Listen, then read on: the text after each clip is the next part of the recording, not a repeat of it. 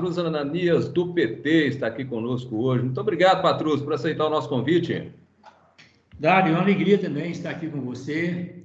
Eu quero saudar também, muito fraternalmente, todas as pessoas que estão aí sintonizadas conosco, as pessoas que estão participando dessa nossa conversa. E eu agradeço essa oportunidade de nós estarmos conversando e informando também das nossas atividades, prestando contas, né, do nosso mandato. Patrus, nós estamos aí no ano eleitoral, né? E, enfim, as coisas já estão acontecendo. Como que o PT está se preparando aí para essa eleição de 2022? Já pode falar aí alguma coisa para a gente? Sim. Primeiro, eu estou colocando, desde logo, a minha pré-candidatura, né, a deputado federal, para nós continuarmos o nosso trabalho na Câmara dos Deputados, sempre buscando a maior participação das pessoas, né? Nós vivemos, Dário, um momento muito difícil no Brasil, um momento de retrocessos, respeitando, né, as pessoas que pensam diferente, que têm um olhar diferente, mas nós temos uma compreensão fundada na realidade, né, na análise objetiva dos fatos. Nós estamos vivendo um momento de retrocessos. Estamos vendo o desmonte das políticas públicas que nós construímos no Brasil, com base na Constituição de 1988, a Constituição Cidadã. Eu tive a grande alegria de iniciar esses trabalhos com base na Constituição como prefeito de Belo Horizonte, quando nós colocamos a questão social com muita ênfase, implantamos aqui na capital dos mineiros e das mineiras as políticas públicas da segurança alimentar, da assistência social, também com vigorosos investimentos em outras áreas públicas fundamentais, como a educação, a saúde, a cultura. Implantamos o orçamento participativo, as pessoas decidindo onde e como aplicar o dinheiro público. Nós entendemos, Dário, que o orçamento participativo é muito importante como uma forma eficaz de combater a corrupção e a burocracia, porque as pessoas ficam sabendo de onde vem e para onde vai o dinheiro público. E elas acompanham, através dos seus delegados, representantes, a implementação das obras e das políticas públicas definidas no orçamento participativo. Depois, a experiência também que nós tivemos no governo do presidente Lula, grande governo, né? Quando nós implantamos o Ministério do Desenvolvimento Social e Combate à Fome. Implantamos o programa Bolsa Família, integramos o programa Bolsa Família com as políticas públicas da assistência social, especialmente através dos Centros de Referência da Assistência Social, os CRAS, e também integrando o Bolsa Família com as políticas de segurança alimentar, os restaurantes populares que nós implantamos pelo Brasil, as cozinhas comunitárias, os bancos de alimentos, as políticas de apoio à agricultura familiar. E hoje nós estamos vendo o desmonte dessas políticas públicas, o desmonte, inclusive, de um programa altamente exitoso, como foi o programa Bolsa Família, né? O desmonte das políticas públicas, da segurança alimentar, da assistência social. Estamos vendo também recursos cada vez mais reduzidos para as áreas da saúde, da educação, e ameaças crescentes à própria democracia, aos direitos fundamentais, ao Estado democrático de direito, e também um desmonte do Estado brasileiro, com privatizações, que nós estamos vendo agora, por exemplo, a privatização da Eletrobras. Me parece um retrocesso lamentável, privatizar energia elétrica, a luz que ilumina as nossas casas, os hospitais, postos de saúde, as escolas, a luz que ilumina as nossas cidades, né? Possibilitando o encontro, a convivência das pessoas. Então, é um momento realmente muito difícil, mas nós estamos na luta, né? Na luta democrática. Estamos aí com a pré-candidatura do presidente Lula para voltarmos a governar o Brasil e recolocarmos o nosso país no caminho do desenvolvimento, mas um desenvolvimento com inclusão e com justiça social, considerando também os desafios crescentes da questão ambiental, uma questão que não pode hoje ser esquecida. E também consideramos muito importante, Dário, a eleição de deputados, senadores, porque nós sabemos que o Poder Executivo tem muito a ver, depende muito também de um legislativo comprometido com os mesmos princípios, com os mesmos valores na implementação dessas políticas. Então, com esse espírito nós estamos aí trabalhando. Você já fez aí um resumão do que a gente... Você já fez um resumão do que a gente ia conversar durante o programa, e vários desses temas a gente explicar um pouco mais, né? Isso realmente são temáticas muito pertinentes para nós aqui. Eu queria entrar num assunto aqui, que nós estamos num momento de polarização ideológica, né? E a gente sabe, você foi um dos fundadores do PT, né? Estava lá, e o PT sempre foi o partido mais estruturado do ponto de vista ideológico. E agora começa a haver uma corrente ideológica contrária ao partido, né? Como é que você vê esse embate no campo ideológico que ocorre hoje no Brasil? Você acha isso salutar para a democracia brasileira? Claro, as diferenças fazem parte da democracia, mas o importante é que essas diferenças sejam processadas de uma forma respeitosa, democrática, que haja sempre o diálogo, o respeito efetivo, né, à oposição, às pessoas que pensam de forma diferente. Então, nós do PT construímos um partido, é um partido de esquerda, um partido comprometido com os pobres, com os trabalhadores, com a justiça social. Construímos um partido que tem esses compromissos claros, mas nós sempre buscamos o diálogo. Vivemos isso aqui na nossa experiência na Prefeitura de Belo Horizonte, sempre procurando dialogar, sempre procurando construir consensos, possibilidades compartilhadas.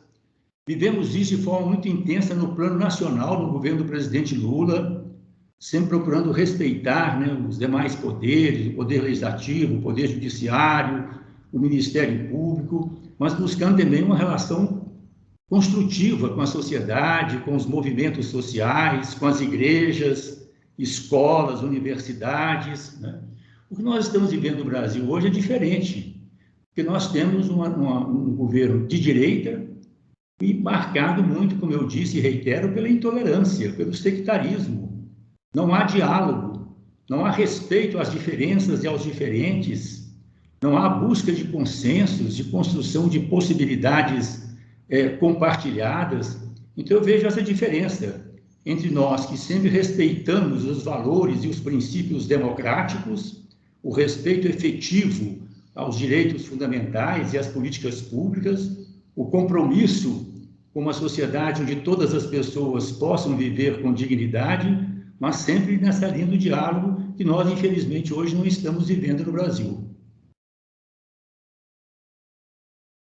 Patrus, em certo momento, em determinado momento aí, né, do governo do PT, o PT conseguiu uma hegemonia muito grande, né, em vários setores da sociedade, lá no Legislativo, e muita gente começou a associar isso a uma certa postura autoritária do PT, junto com outros governos também de viés um pouco mais autoritário, ou seja, associando o PT a ditaduras, como Cuba, por exemplo. Você acha isso injusto, essa avaliação? Você acha injusta essa avaliação com relação ao PT? Considero uma avaliação injusta. Ela não tem nenhum fundamento na realidade. Nós tivemos o presidente Lula eleito democraticamente em 2002, governamos o Brasil sempre numa linha de diálogo e de respeito. Eu me lembro bem, Dário, por exemplo, que quando nós avançamos nas políticas sociais relacionadas com o direito fundamental à alimentação saudável, o combate vigoroso que nós fizemos contra a fome e retiramos o Brasil do mapa da fome.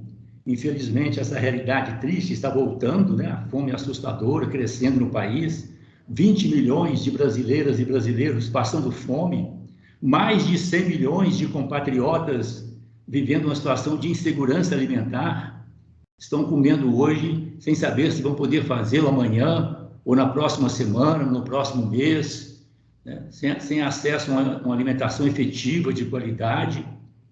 Nós, para construirmos essa política de segurança alimentar, eu me lembro bem que nós aprovamos no Congresso Nacional, em menos de um ano, No ano eleitoral, em 2006, nós aprovamos a LOSAN, a Lei Orgânica de Segurança Alimentar e Nutricional, que hoje está sendo desconstituída esta lei e todas as políticas relacionadas com a segurança alimentar. Então, nós governamos o Brasil num clima de democracia. A participação efetiva dos conselhos, os conselhos setoriais, né, as conferências realizadas no plano municipal, local, no plano estadual e no plano nacional, as conferências de educação, de saúde, de cultura, da assistência social, da segurança alimentar, dos direitos das crianças e adolescentes, das mulheres, das pessoas com deficiência. Sempre procuramos uma relação de diálogo com os poderes constituídos, isso é fundamental. O presidente Lula colocou sempre como reitores das universidades os nomes primeiros que eram indicados pelas universidades, da mesma forma que ele fez com o Ministério Público, o mais absoluto respeito às instituições, ao Poder Legislativo, ao Poder Judiciário. Nós implantamos, por exemplo, o programa Bolsa Família em todo o território nacional, com ação integrada com todas as prefeituras, independente de partidos políticos, sempre visando o bem comum, o interesse coletivo.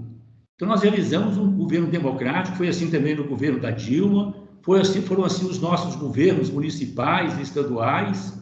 Em nenhum momento nós tomamos qualquer medida que pudesse ofender, comprometer os princípios e os valores democráticos.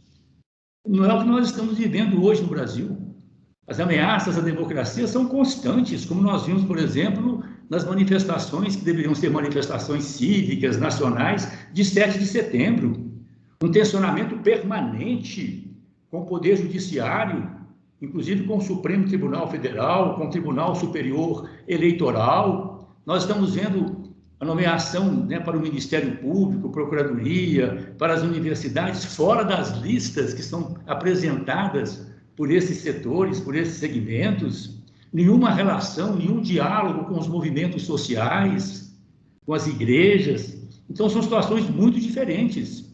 Nós governamos o Brasil, como governamos também as nossas cidades e estados, dentro dos princípios democráticos, sempre respeitando as oposições e, mais do que isso, buscando sempre o diálogo e a construção de consensos, e isso nós não estamos vivendo hoje, infelizmente, no nosso país. Então, são situações muito diferenciadas.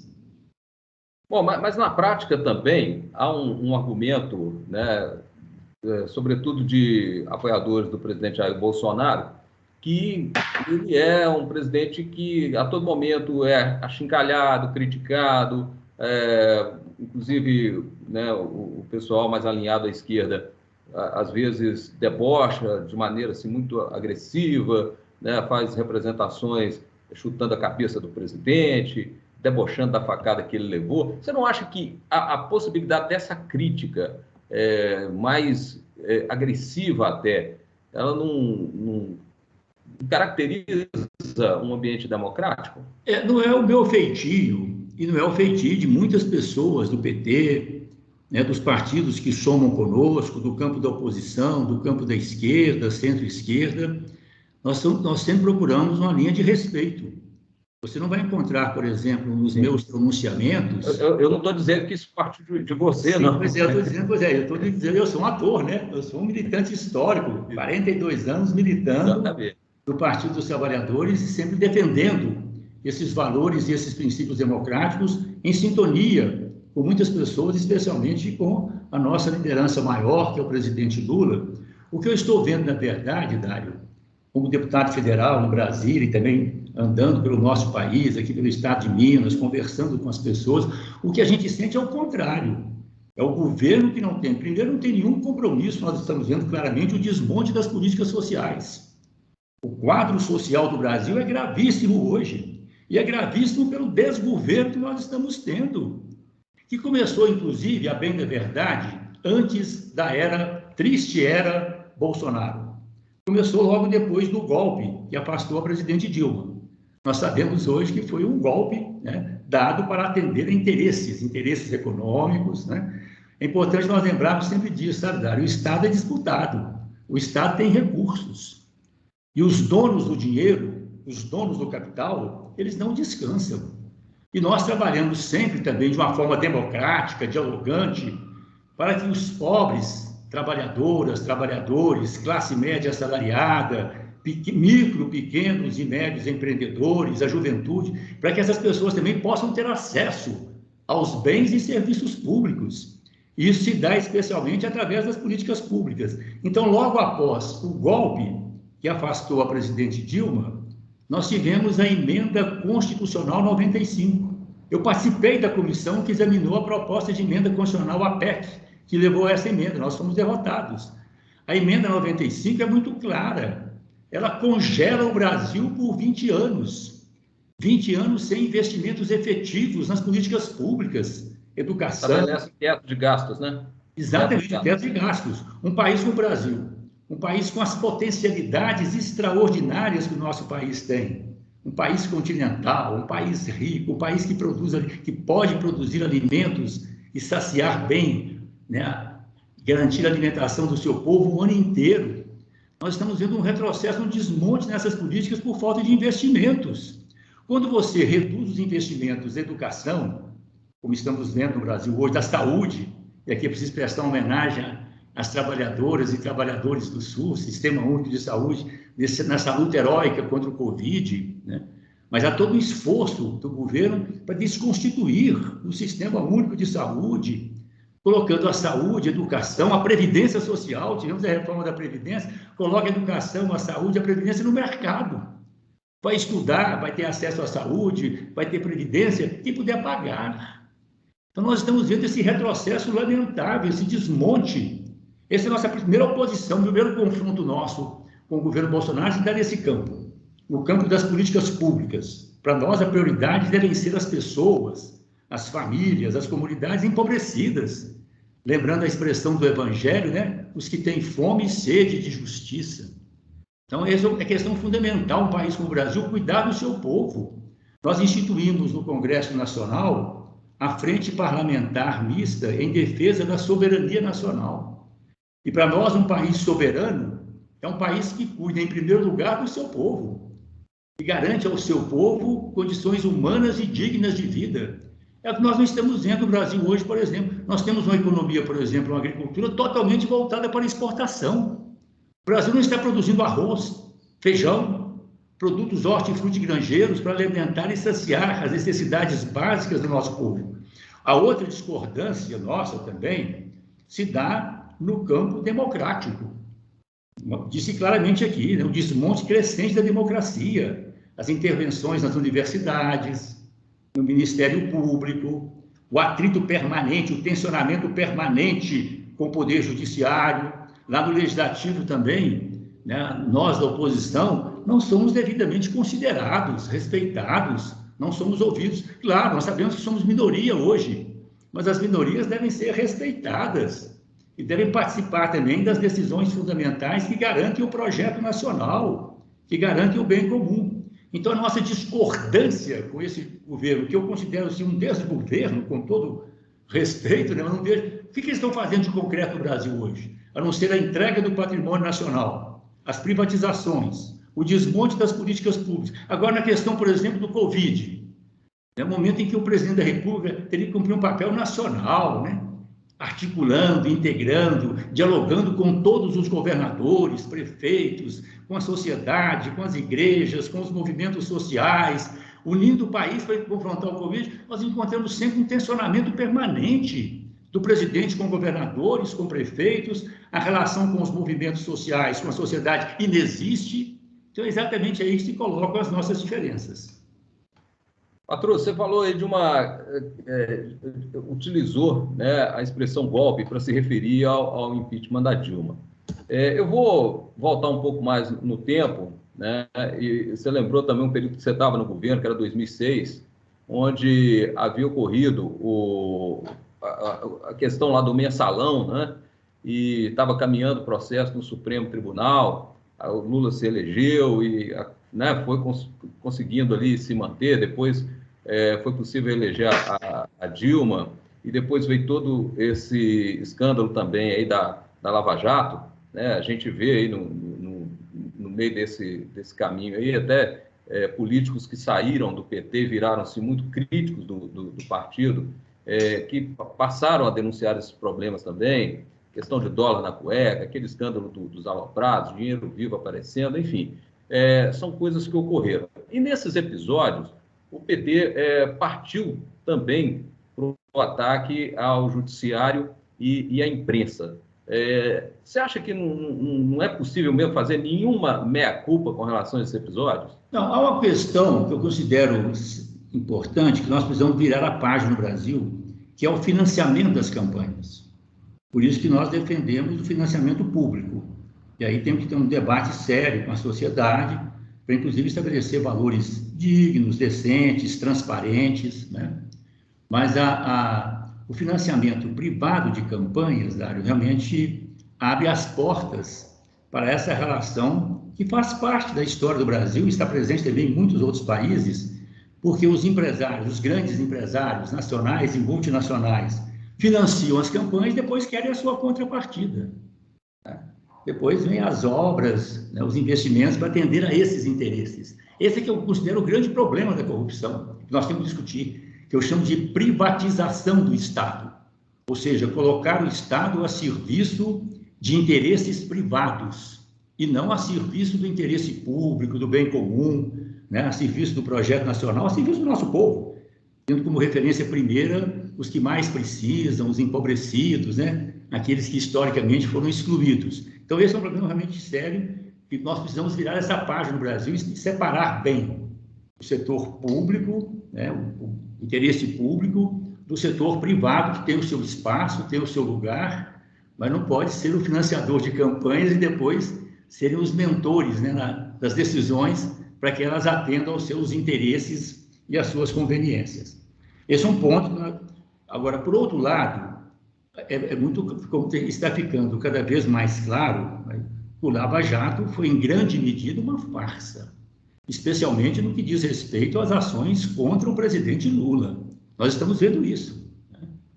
Eu tenho hoje uma avaliação realmente muito rigorosa também, como advogado que sou, professor de Direito durante 40 anos aqui na nossa querida Universidade Católica, né? É claro que então eu procuro me informar bem, ter uma visão mais clara dessas questões jurídicas, mas o Lava Jato está ficando claro hoje, né, o papel do Sérgio Moro e de alguns promotores, né, que atuaram junto com ele. A leitura que eu faço, sempre respeitando os que pensam diferente, sempre aberto ao diálogo, ao debate, mas que a Lava Jato foi para servir aos interesses dos grandes grupos econômicos e, sobretudo, servir aos interesses dos Estados Unidos. Eu tenho muito respeito. Você acha que o Moro é um agente da CIA? E o Deltan Dallagnol também? Muito próximo. Não vou dizer que ele é agente da CIA, isso eu não sei. Mas que a Lava Jato foi para atender aos interesses. Eu tenho um grande respeito pelos Estados Unidos. A cultura dos Estados Unidos, a luta racial, um país que produziu Martin Luther King, né, a cultura dos Estados Unidos. Agora, todos os países defendem os seus interesses, o que falta um pouco ao Brasil hoje, para não dizer que falta muito ao Brasil. Os países defendem os seus interesses. Eu disse uma vez que havia uma semelhança entre o Trump, muitas semelhanças, né? Muitas semelhanças entre o Trump e o Bolsonaro, mas com uma diferença. O Trump, direitista, reacionário, racista, mas sempre defendendo os interesses dos Estados Unidos, que não é o que acontece aqui no Brasil hoje, né? Nós estamos vendo o nosso país sendo entregue completamente aos interesses do grande capital. Então, eu faço uma leitura hoje, atenta, eu nunca fui de extremo, assim, de achar questão de imperialismo, mas a leitura, a compreensão, agora mesmo estou lendo alguns livros que mostram claramente isso. Quer dizer, os Estados Unidos têm um interesse muito grande na América Latina, nós estamos vendo os interesses do mundo, né? E eles veem os países latino-americanos, inclusive nós, o Brasil, que somos um país continental, com um olhar de, né, uma extensão, quase que se fôssemos uma extensão deles. Então, é com esse compromisso que nós constituímos a Frente em Defesa da Soberania, queremos um país soberano, independente, e tenho a leitura muito rigorosa. Além dessa questão, agora do ponto de vista jurídico, o Lava Jato foi uma farsa, da maneira como foi. O Poder Judiciário no Brasil tem uma limitação séria, é muito lento, nós sabemos disso. É uma questão delicada, né? Dois fatos graves semelhantes, o negro que foi o preto, que foi assassinado nos Estados Unidos, né, pisaram, e logo na mesma época um caso muito semelhante no Carrefour, lá no Carrefour, mesmo, não me engano, em Porto Alegre. O crime dos Estados Unidos já foi julgado. Quando que será julgado o crime aqui no Brasil? Então, eu vejo o poder... Essa é uma queixa generalizada, né? Os processos realmente demoraram tanto que esse processo... limitação no Brasil no Poder Judiciário. Agora, o Poder Judiciário foi de uma eficiência, para julgar o Lula, hein? O processo ocorreu numa pressa, hein? Numa agilidade. E é claro que atropelando, né? Todos os direitos de defesa. Está claro hoje, cada vez mais claro, aquelas gravações não deixam mentir, né? Que o julgamento do Lula foi um julgamento político. E o Sérgio Moro, como juiz, sempre agiu como ser político, defendendo a sua visão de mundo e os seus interesses.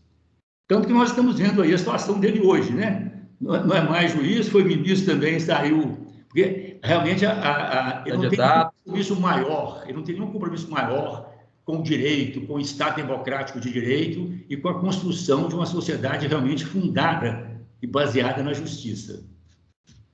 Patrus, essa questão da Lava Jato realmente ela é um tema que desperta muita polêmica, né? Um lado vai reclamar que os processos realmente demoram muito, tanto que vários crimes prescreveram, outros vão dizer que acelerou para um lado e aliviou para o outro. É um problema complicado.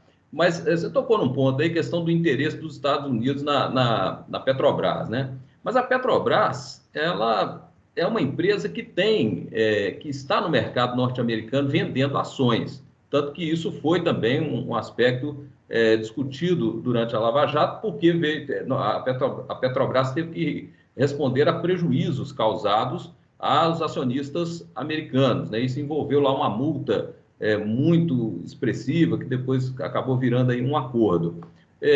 O PT, voltando ao poder, pretende mexer nisso, pretende tirar a Petrobras desse mercado internacional? O que você imagina que pode ser feito com relação à Petrobras? Eu considero, sabe, Dário, nas minhas reflexões, eu defendo o Estado democrático de direito. Eu defendo o Estado democraticamente forte. O setor privado, importante, né? Mas ele não pensa o futuro. Ele não tem compromisso com o projeto nacional, com as gerações presentes e com as gerações futuras. Para pensar, para planejar o nosso país, pensar ações efetivas hoje, mas também no amanhã, nós precisamos do Estado. É o Estado que implementa as políticas públicas. É o Estado que é o instrumento para promover o bem comum, preservar e promover a vida. Eu considero isso uma coisa fundamental, Dário. Para mim, o fundamental é a vida. O valor que coesiona a sociedade é a vida. Então, nós temos que nos mobilizar para proteger e promover a vida e todas as vidas e bens que possibilitam a vida humana. Considero, por exemplo, dramática a situação do Brasil hoje. Nós temos em torno de 100 mil mortes violentas por ano, homicídios. Nós temos um presidente, aqui você um pouco indignado, que fere meu coração, que faz o apelo constante da violência, cenas de violência, liberando armas. Nós estamos vendo o Brasil, né, o cenário permanente da violência, dos homicídios também, a estupidez, a insensatez no trânsito, nas ruas, nas estradas, e agora a morte voltando também, a morte sutil, né, a morte não explícita, mas que é violência também, a morte pela fome, pela desnutrição, por doenças que poderiam ser prevenidas e eficazmente combatidas. Então, eu penso que o papel do Estado é fundamental, né? Nós não vamos construir um projeto nacional, não vamos construir o Brasil dos nossos sonhos com o mercado. O mercado não tem essa sensibilidade, o mercado não pensa o país, não pensa o futuro, não pensa políticas públicas, a integração dessas políticas públicas. O setor privado é importante, mas o setor privado também não tem essa capacidade, né, de pensar o interesse coletivo, o bem comum. Então, eu defendo, nesse sentido, eu penso que nós precisamos sim repensar algumas questões do Estado, para que o Estado se coloque mais... Primeiro, eu defendo um Estado mais próximo das pessoas. O que nós fizemos aqui em Belo Horizonte, eu penso que deve ser recolocado no plano nacional, a democracia participativa. Nós abrimos as contas públicas, nós pensamos num projeto nacional, mas considerarmos também a nossa diversidade regional, trabalharmos as vocações, as potencialidades, os recursos naturais e humanos das diferentes micro, meso e macro regiões do país. E ao pensarmos esse desenvolvimento regional, nós abrimos os espaços para a participação efetiva da sociedade, ações integradas dos governos municipais, inclusive consórcios intermunicipais, com o governo estadual, o governo nacional, e buscarmos também interlocução com a sociedade. Interlocução crescente com os movimentos sociais, com as igrejas, com as escolas, com as universidades, com as entidades representativas de empresários, mas também de trabalhadores, dos povos. Eu queria tocar num ponto. Concluindo, Dário, um pouquinho, a questão ambiental. Então, eu penso que nós devemos repensar o papel do Estado a partir do desenvolvimento regional, com a efetiva participação das pessoas. E, concluindo, eu penso, sim, que nós devemos tornar as empresas públicas mais transparentes, mais austeras, mais modestas e mais próximas do povo. Isso eu estou inteiramente de acordo, e nós precisamos repensar as empresas públicas para que elas estejam efetivamente a serviço do interesse público e do bem comum. Exatamente, né? Para que deixe de ser cabides, né, de corrupção, né? Eu queria tocar num ponto interessante, porque você foi eleito prefeito de Belo Horizonte em 1992, não é isso? Foi ali que o PT começou a ganhar, a ocupar espaços, né? Tinha conseguido antes com a Erundina, com a Luziane Lins lá em Fortaleza, foram administrações que não foram bem avaliadas, e aí eu vejo a sua administração em Belo Horizonte como um marco que passou uma imagem de muita eficiência, transparência, com esse orçamento participativo e outras iniciativas, né? E isso criou uma grife, que eu lembro na época, que eles falavam modo petista de governar. Então, vocês passaram uma imagem, depois veio a Marta em São Paulo e vários outros prefeitos, o PT ganhou essa projeção a partir das prefeituras. E agora, durante a crise da pandemia, Covid-19, a gente viu que o papel das prefeituras é muito importante, né? Porque a gestão ali da vida da saúde, está no município. O que você acha que pode ser resgatado desse período em que vocês tiveram tanta aceitação, sobretudo dentro da classe média, por exemplo? Eu penso que nós realizamos muitas coisas boas no Brasil, no plano municipal, estadual e nacional. Nós não podemos esquecer, Dário, que nós retiramos o Brasil do mapa da fome. Como ministro do Desenvolvimento Social e Combate à Fome no governo Lula, eu guardo comigo algumas alegrias. Uma delas é que em todos os eventos internacionais que eu participei, muitas vezes como convidado, sem nenhum ônus para os cofres públicos nacionais, duas expressões nacionais se tornaram universais. Os representantes dos mais diferentes países do mundo, Europa, África, América Latina, quando eles se referiam ao Bolsa Família e ao Fome Zero, eles falavam em português. Duas expressões que ganharam o mundo. Então, nós conseguimos realmente coisas notáveis no Brasil. O programa Luz para Todos, que tornou o Brasil um país iluminado.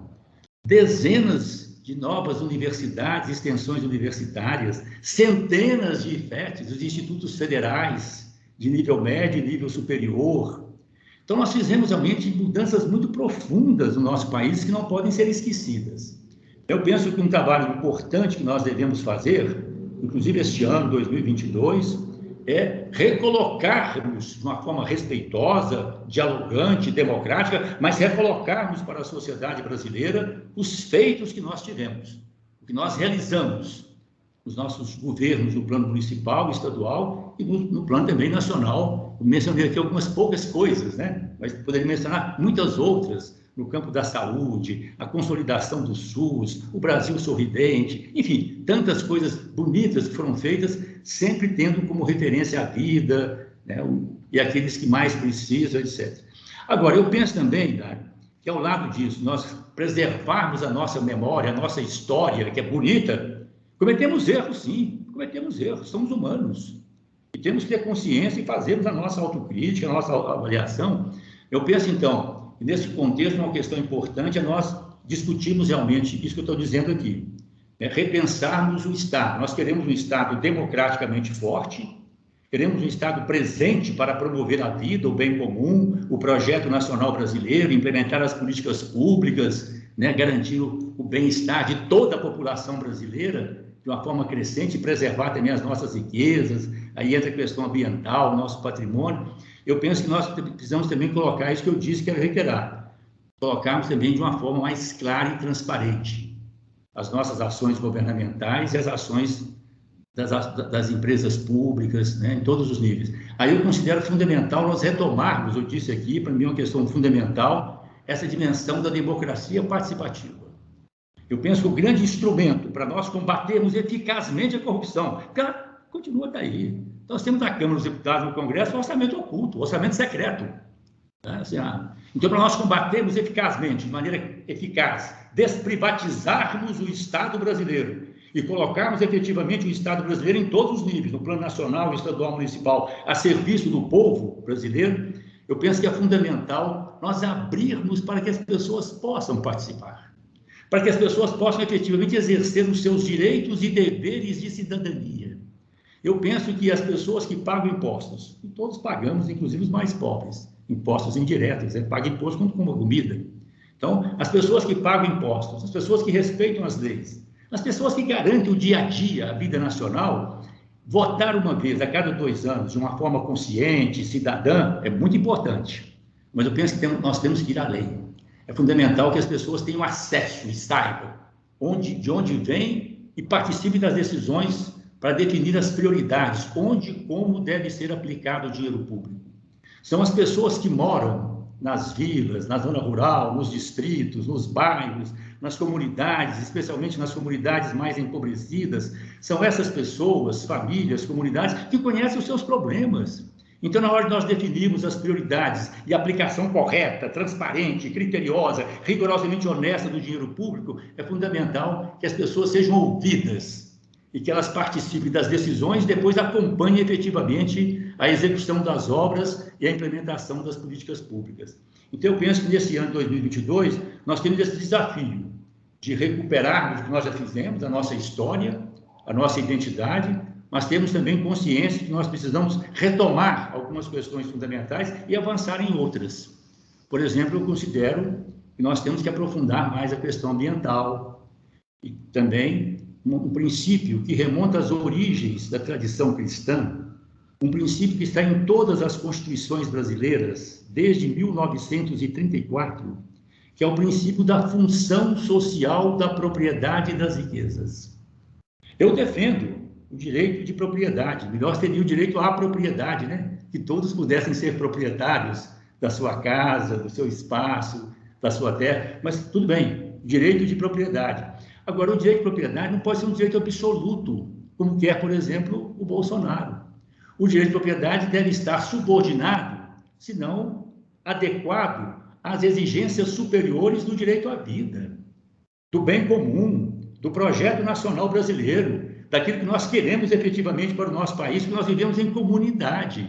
Então, nós temos que integrar os direitos individuais com os direitos sociais, né? Com os direitos também que dizem respeito à vida coletiva, à vida comunitária. Então, nesse sentido, Dário, eu penso que de uma forma democrática, sem impor, mas nós temos que abrir um debate no Brasil sobre os limites do direito de propriedade, especialmente a questão não só rural, a questão da reforma agrária, mas também a reforma urbana. Essas tragédias que nós estamos vivendo no Brasil, Petrópolis e tantas mais, elas refletem desacertos urbanos. É inaceitável, né, pessoas morarem em áreas de risco. Para não morar em área de risco, tem que abrir espaço para que as famílias mais empobrecidas, trabalhadoras, possam morar em locais mais dignos e decentes e seguros. Então, eu penso, e também vinculado à questão da reforma agrária, da reforma urbana à reforma tributária. Eu penso que as pessoas que ganham mais, sobretudo a propriedade especulativa, a propriedade que não traz nenhum benefício social, meramente especulativa, seja ela urbana ou rural, não cabe mais. Não cabe mais dentro de um capitalismo razoável. Os países capitalistas mais avançados já fizeram essas mudanças. E aí entra a reforma tributária. Nós colocamos isso aqui em prática também em Belo Horizonte. E a cidade acolheu bem. Nós fizemos aqui um avanço no IPTU, vigorosos. E colocamos um princípio: quem pode mais, paga mais. Quem pode menos, paga menos. Quem não pode, não paga. Se necessário, recebe, para que seus filhos e netos venham a contribuir no futuro. Patrão, o seu colega de partido Eduardo Suplicy. Eu não estou te ouvindo bem, Dário. Tem lá um projeto, esse projeto um dia. A pergunta que eu faço é a respeito do seu colega de partido, Eduardo Suplicy, que tem um projeto de renda mínima. Você acha viável, você que esteve lá no Ministério da Ação Social, você acha viável um dia o Brasil chegar nesse tipo de projeto? Eu tenho o maior apreço, o maior respeito pelo Eduardo Suplicy, amigo fraterno, uma pessoa comprometida com os princípios e valores éticos, dotado de uma grande sensibilidade humana, social, uma trajetória política que dignifica o nosso partido. Mas eu tenho uma pequena discordância com ele nesse aspecto. O senador Suplicy defende uma renda mínima para todos. Eu defendo, Dário, que algumas políticas públicas devem ser universais, sim. Educação, saúde, mas considerando um país como o nosso, que acumulou, ao longo dos seus 522 anos de história, uma dívida social muito alta, legada à escravidão, concentração de terra, o latifúndio, o coronelismo, né? Considerando as desigualdades e as injustiças sociais que o nosso país carrega historicamente e ainda se fazem presentes, embora nós tenhamos no nosso governo reduzido bastante, mas está voltando agora com muita ênfase, eu penso que nós precisamos ter algumas políticas direcionadas para os mais empobrecidos. Nesse sentido, eu considero o Bolsa Família uma experiência esplêndida, porque é voltado para as pessoas, as famílias que mais precisam.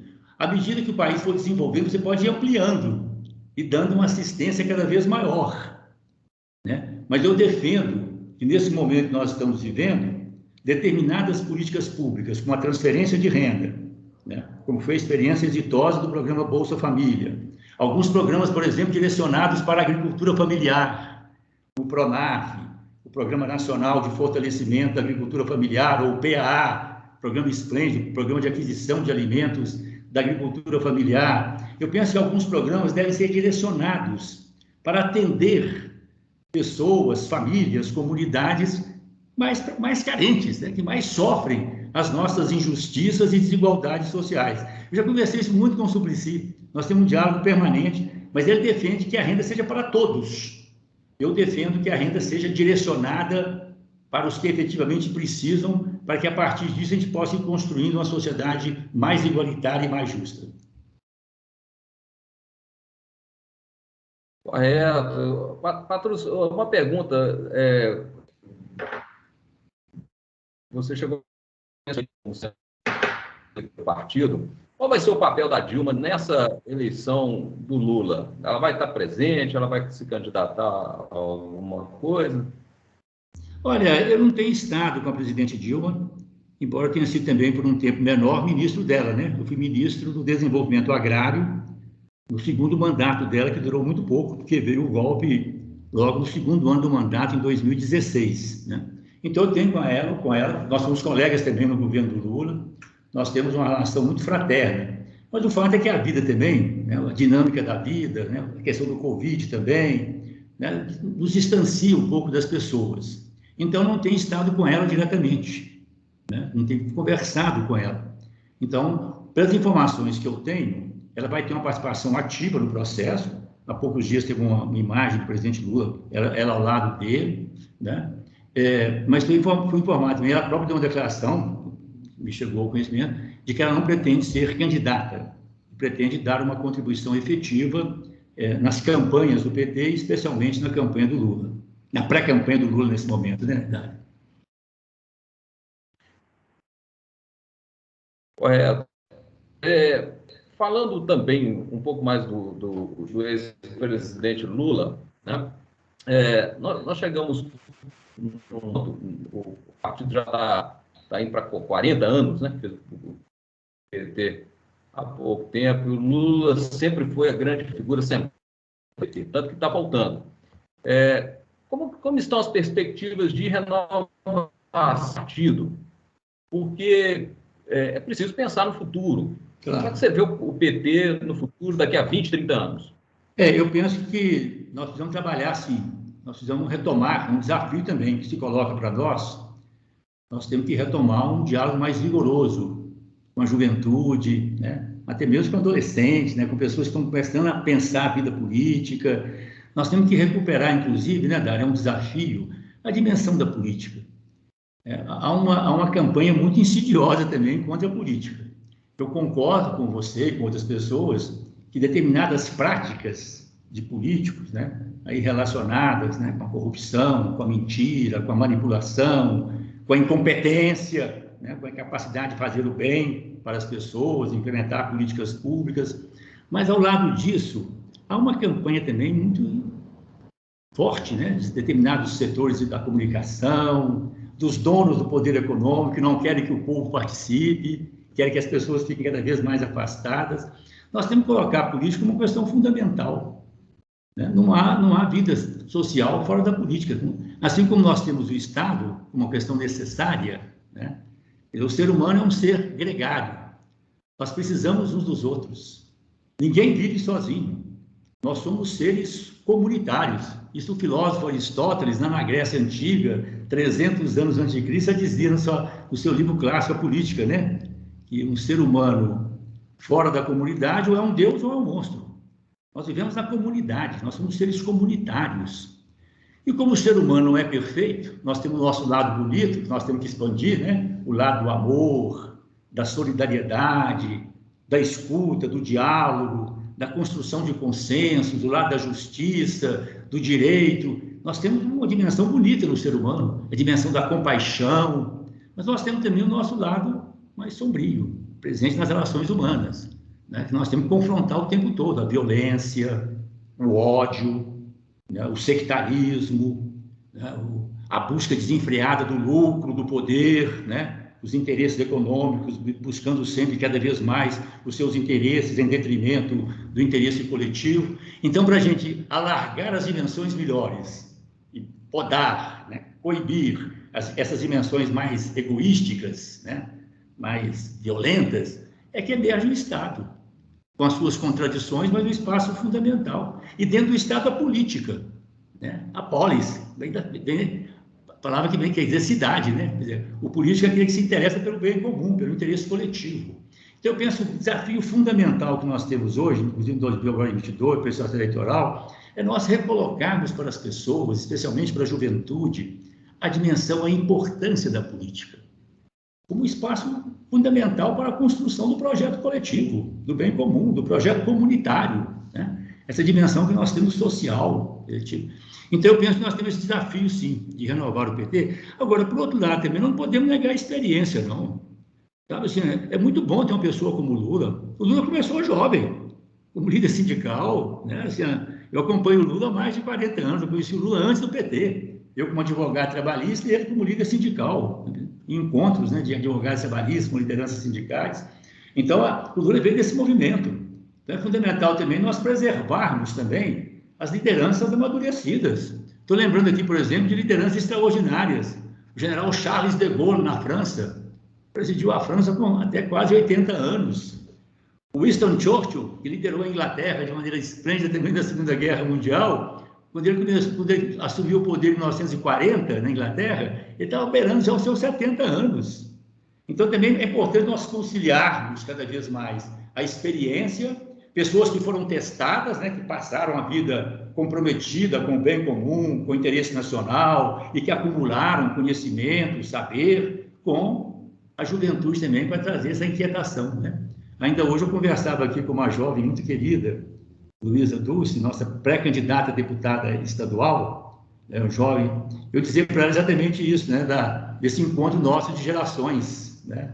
Eu, contemporâneo do pai dela, que faleceu recentemente, apesar nosso saudoso professor Otávio Dulce, nós falávamos sobre isso, esse encontro. Eu também estou entrando no time dos mais velhos, mas eu sinto que a gente pode continuar dando uma contribuição ao nosso país, a partir da experiência, mas é fundamental também nós trazermos também a juventude, né, com o seu sangue novo, né, com o seu entusiasmo, com o seu idealismo, e a gente ir fazendo esse tempero entre a experiência e o idealismo para construirmos tornarmos realidade os nossos melhores sonhos e desejos de uma vida melhor e mais plena para todos.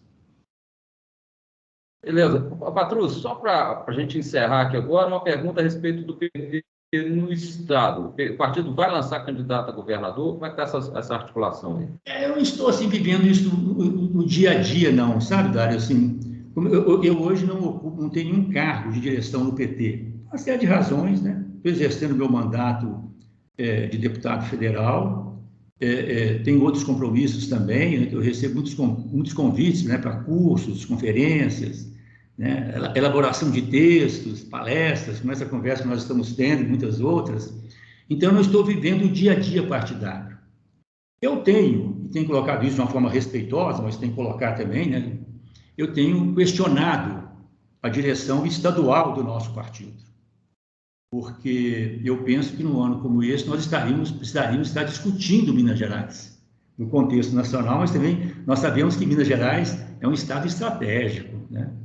O Lula me disse isso numa conversa recente que nós tivemos, o presidente Lula me disse isso, que Minas Gerais é o estado mais importante politicamente do Brasil. Não temos o maior número de eleitores, como São Paulo, mas Minas Gerais, pela localização, é o estado mais parecido com o Brasil. É só pegar o mapa do Brasil e o mapa de Minas. Nós conversamos com todas as regiões do nosso país. Diversidade, né? Diversidade. Aquilo que o Guimarães Rosa dizia, né? As muitas Minas, né? Assim, ao mesmo tempo que tem uma convergência também, né? Na nossa cultura, na nossa história, etc. Então, eu penso que eu fico preocupado com isso. Eu acho que há um vazio aí que nós precisamos preencher, que o PT de Minas precisa abrir um debate sobre Minas Gerais. Qual é o nosso projeto para Minas? Considerando o projeto nacional, mas aquilo que eu disse, considerando Minas também a partir das nossas diversidades regionais, territoriais, né? A questão do desenvolvimento regional. Eu tive também uma participação, eu estimulei o prefeito de Teófilo Otoni, o Daniel Sucupira, que vem fazendo um belo trabalho em Teófilo Otoni, tem uma boa história política, militante dos movimentos sociais, é um jovem também, né? Aponta essa ideia da renovação do PT, para colocar a pré-candidatura dele ao governo do Estado. Claro que nós estamos cientes de que a nossa prioridade é o Brasil, né? A nossa prioridade maior é o Brasil. E, consequentemente, a nossa prioridade maior é trabalharmos para a eleição do Lula. E aí vamos ter que fazer os acertos necessários, éticos, transparentes, mas construímos também bases de apoio que possibilitem, inclusive, um governo democrático e plural. Um governo que dialogue também, né, com os vários setores da sociedade brasileira, que respeite e considere as nossas diferenças, as nossas diversidades, né? Então, eu penso que... e tem essa possibilidade também, que está se colocando, um diálogo com o prefeito de Belo Horizonte. Então, são questões que estão sendo colocadas. Eu não estou tendo uma participação efetiva direta nesse processo, pelas razões que eu te apresentei. Eu estou exercendo o meu mandato, procurando também... Eu sempre procuro cumprir o mandato, Dário, dentro de uma linha que nós aprendemos desde a origem do PT. Nós construímos o PT, a gente colocava muito isso, que nós temos que construir um mandato bem, com o pé em Brasília, cumprindo bem os nossos deveres, nas comissões, projetos, plenário e tal, mas com outro pé também na estrada. Não podemos perder o contato com as pessoas, né? A questão da democracia participativa. Não podemos perder o contato, né, com a juventude, com os movimentos sociais, né? Então, eu tenho procurado fazer isso, e atendendo também muitos convites que me são feitos para debates, conferências. Então, não estou acompanhando, mas eu coloquei aqui rapidamente para você, para as pessoas que estão nos ouvindo e vendo, sintonizadas conosco, esse meu sentimento de que o PT em Minas precisa, em sintonia com o PT nacional e com o PT dos municípios, nós precisamos, com urgência, começar a discutir Minas Gerais, o que, infelizmente, não estamos fazendo agora. Correto. Só uma última pergunta. A chapa Lula e Alckmin não representa uma contradição entre o pensamento do PT pouco tempo atrás em relação ao PSDB? Isso não está causando assim, um mal-estar para o partido, não? Em algum setor do partido? Eu penso, né, Dário, que a questão política exige de nós abertura e reflexão permanentes. E, ao mesmo tempo, esse compromisso com os valores éticos, né, com a nossa história, a questão da transparência, mas nós temos que considerar também a diversidade do país. Quando o Lula, né, fez aquela aliança histórica, né, com o nosso saudoso empresário brasileiro, né, comprometido com o nosso país, que era amigo pessoal, o nosso saudoso José Alencar Gomes da Silva, muita gente também estranhou. O que é isso, ué? O Lula, trabalhador, fazer aliança com um empresário, grande empresário, e foi uma aliança muito importante, para garantir a eleição do Lula e para garantir o governo. E o Zé Alencar foi um vice-presidente exemplar, né? Eu convivi com ele o tempo todo, eu como ministro, ficamos grandes amigos, inclusive. Então, é um desafio. Eu penso que nós devemos estar abertos e dialogando. Eu vejo 2 desafios fundamentais para nós no momento, na minha leitura. Nós temos que confrontar, em primeiro lugar, o bolsonarismo. Eu acho gravíssimo, nós estamos falando aqui. Essa extrema-direita, autoritária, né, com visíveis apelos assim, à ditadura, ao neofascismo, sabe assim, intolerante. Então, nós temos que derrotar o Bolsonaro e o bolsonarismo. Derrotar politicamente, pelos canais da não violência, da democracia, agrupando forças democráticas e tudo. Mas eu vejo também uma outra luta mais à frente, que já começa também agora, que é isso que nós estamos conversando. Eu penso que é fundamental também nós derrotarmos, superarmos o neoliberalismo, o Estado mínimo. Né? Essa ideia do mercado como sendo a grande divindade contemporânea, o novo bezerro de ouro dos tempos modernos. Né? Como recolocar o Estado democrático de direito. Nós estamos falando aqui de um Estado democraticamente forte, mas democraticamente forte, fundado em princípios éticos, para promover a vida, o bem comum, o projeto nacional brasileiro. Então, são muitas reflexões e muitas discussões. Então, nesse contexto, eu confio muito, pessoalmente, eu confio muito na intuição e nos compromissos do Lula. Fui ministro dele durante quase o governo inteiro dele, durante 7 anos. Conheço há muitos anos, falei com você aqui, uma amizade que remonta aos tempos anterior ao PT. Então, eu confio muito também na intuição do Lula. E nesse momento difícil que nós estamos vivendo, eu penso que é importante abrir o diálogo, abrir possibilidades de frente, mas, ao mesmo tempo, preservando também os nossos compromissos com certos objetivos que são constitutivos da nossa história. Patrus, muito obrigado pela conversa, foi uma conversa muito agradável. Nós estamos aqui de portas abertas, sempre que você quiser voltar aí para a gente discutir um pouco mais do cenário político. Muito obrigado. Eu agradeço muito também, gostei muito, conversei com você de coração aberto, sabe assim, coloquei assim, os meus sentimentos sem nenhuma censura, né? Uma conversa muito sincera, que eu senti também da sua parte a sinceridade, né? E quero deixar aqui um abraço muito fraterno para você, para todas as pessoas que trabalham aí nas emissoras presentes nesse momento, todas as pessoas sintonizadas conosco, e desejando do fundo do coração que nós tenhamos no Brasil, em 2022, um ano anunciador de novos horizontes, horizontes da paz, horizontes da justiça, horizontes da democracia mais ampliada, mais alargada, e que o povo brasileiro cada vez mais exerça plenamente a sua cidadania. Muito obrigado e um abraço muito fraterno e afetuoso. Obrigado.